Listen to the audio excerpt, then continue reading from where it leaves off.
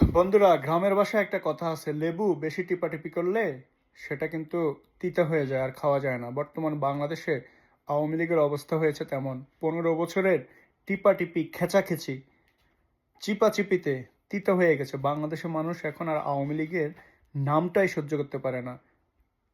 থাক শেখ মুজিব, থাক শেখ হাসিনা, আওয়ামী লীগটাই বাংলাদেশ থেকে নিশ্চিহ্ন করে দিচ্ছে। সো সাবধান, আপনারা যারা ভবিষ্যতে রাজনীতি করার চিন্তা করতেছেন, ভবিষ্যতে যারা ঘুষ দুর্নীতি সন্ত্রাসী কার্যকলাপের সাথে নিজেদেরকে যুক্ত করছেন, বা স্পেশালি যারা বিএনপি করতেছেন, আপনাদেরকে বলছি এখনো সময় আছে।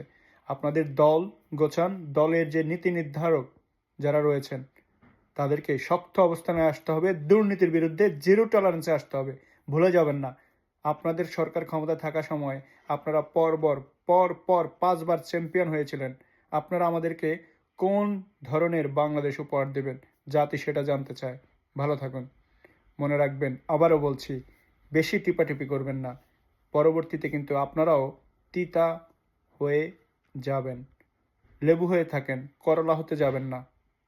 ভালো থাকুন।